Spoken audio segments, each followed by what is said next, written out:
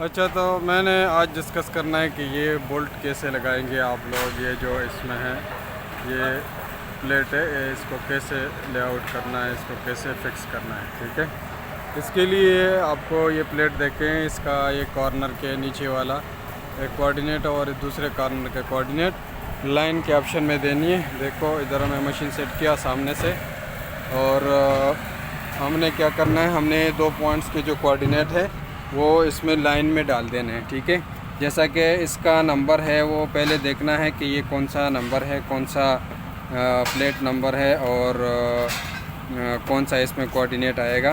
उसके लिए सबसे पहले प्लान में चेक करेंगे। जैसा कि हमारे पास ये है, ये नंबर है, डिटेल ई है। ठीक है, डिटेल ई में फिर चेक करेंगे, ये है डिटेल ई।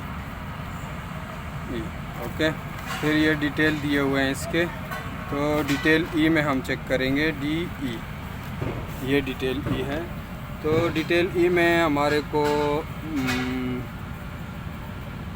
ठीक हो गया। डिटेल ई में हमने प्लेट का ये कॉर्नर 247 हो गया और दूसरा कॉर्नर 246।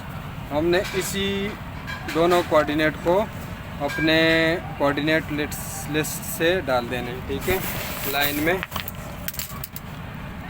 E247 और 46, E247 246।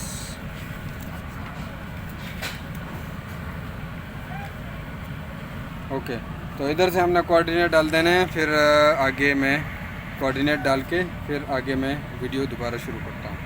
अच्छा, तो जब हमारे पास कोऑर्डिनेट दोनों कॉर्नर के आ जाएं, हमने फिर आ जाना है मेन्यू में, और फिर ISO लाइन को एंटर कर देना है। ISO लाइन में डिफ़ाइन बेस लाइन को एंटर कर देना है। डिफ़ाइन बेस लाइन में हमने जो कोऑर्डिनेट है EB247 और EB246, ये दोनों coordinate first and last point इधर डाल देने हैं। ठीक है,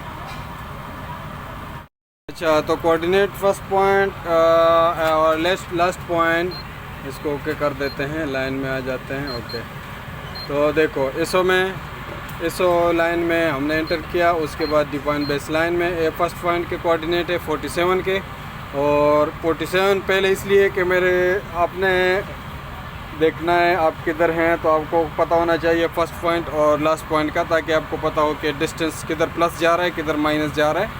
ठीक है, तो फर्स्ट पॉइंट 47 मैंने डाल दिए ओके करके। फिर ये 46 के कोऑर्डिनेट है, इसको ओके करेंगे। इसने मेरे को डिस्टेंस दिया दोनों पॉइंट्स के बीच में जो 28 सेंटीमीटर है। ठीक है, 28 सेंटीमीटर है, 0.28 मीटर है, और स्केल 1 ओके करेंगे। ठीक है, अभी हमने शॉट लगाना है उधर सेंटर पे। हमारे को प्लेट का सेंटर है, टोटल डिस्टेंस 28 है, तो हमारा प्लेट का सेंटर आना चाहिए 14.14। ओके, तो अभी मैं शॉट लगाऊंगा एक।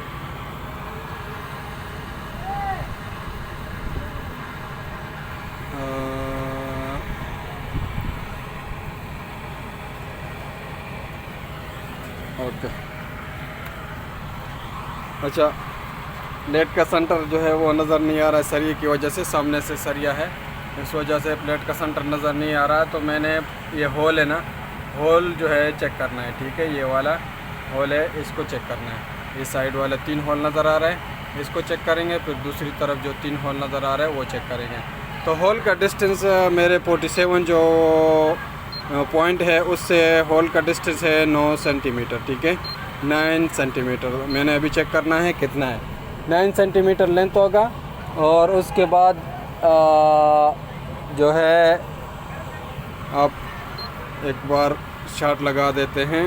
9 सेंटीमीटर इसका लेंथ होगा, और इसका लेवल भी साथ में देखना है। ठीक है, अच्छा, इसको यस करेंगे। अभी देखो, अभी ये ऑफलाइन मतलब जो 47 से 46 जो लाइन है उसमें से आगे पीछे के लिए बिल्कुल 0 है। ठीक है, और 9 सेंटीमीटर को चाहिए, और ये 2 मिली आ रहा है। ठीक है, तो इसको सेम एज पर ड्राइंग करना है। ये पहला जो होल है उसका डिस्टेंस मेरे को चाहिए लेंथ चाहिए 9 सेंटीमीटर, तो 9 सेंटीमीटर 2 मिली आ रहा है। और ऑफलाइन मतलब ऑफसेट लाइन, सीधी लाइन में 0 रखना है, ठीक है।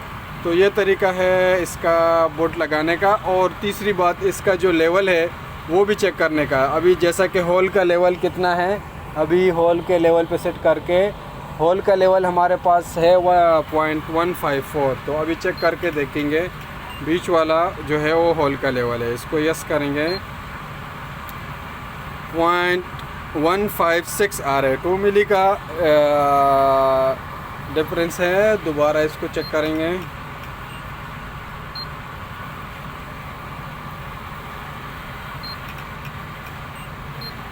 ठीक है। तो 0.155 1 मिली का डिफरेंस है, ठीक है।